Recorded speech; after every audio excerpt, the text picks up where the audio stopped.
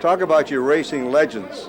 Talk about a guy who's done everything. You're talking about Eddie Arcaro, with whom I stand, winner of no fewer than 5 Kentucky Derbies. Actually, Eddie, it probably should have been 6, right? You're right about that. Because I riding for a very famous trainer called Mr. Fitzsimmons. Yes. He was training Nashua, and he's a bright man, and we argued about how the race was going to be run, and he took over. He said, Eddie, there's a lot of speed in here. I want you to take him back. I didn't want to because it was a big field, and it's always dangerous taking back into a big field because you got to have a little luck. I should have fired him. Let me ask you this question now you've brought that up. Great jockeys should be told how to race, or should they run their own race? Well, if a jockey has been riding the horse, I really believe you should let him alone if he's any kind of a good jockey.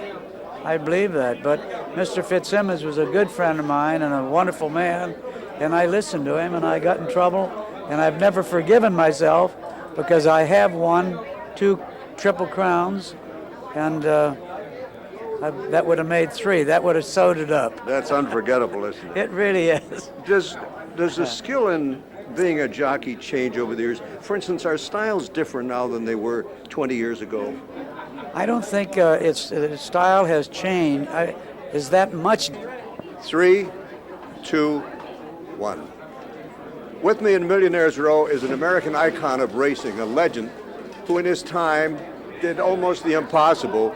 He accomplished the win of 5 Kentucky Derbies. I speak about Eddie Arcaro, who's returned, Eddie, to the scene of the crime. Oh, I love it here. This gives me a great thrill to be back, to watch it.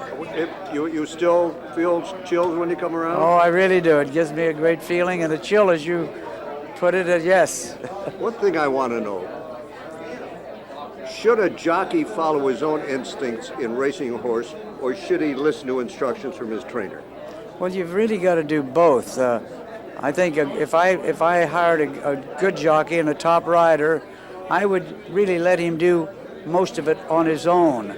I think that you could say, well, there's a lot of speed in the race, be getting that kind of instructions, take him back and rest him, which I did for Mr. Fitzsimmons.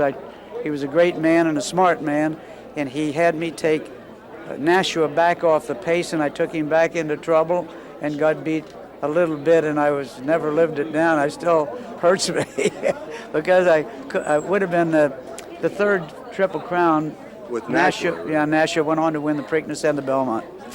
Do jockey styles change? Are they racing differently today? Very little. If there is, it's very little.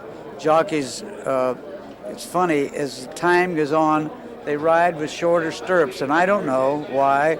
When I started riding back in the 30s, why we rode fairly long to what they do now.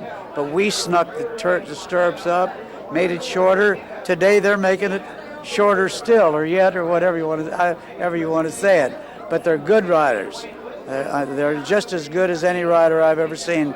A few of them. I don't want to get into names, but really, there's a few of them that are good as could have ridden in my time or anybody's time. I have a last personal question for you. Did Eddie Arcaro save his money? Yeah, sure, but that doesn't mean that I didn't do something bad as I got older. Bad, like what? Sure, well, I try to find a gold mine or a few oil wells. That goes with it. You got to do something. That's a good. Thank you very much. Thank you. Remember that, folks. Eddie Arcaro said you got to do something. Who can argue with that? Many thanks with Eddie Arcaro. I'm Milton Metz from Millionaires Row for your Derby Station 84 WHA.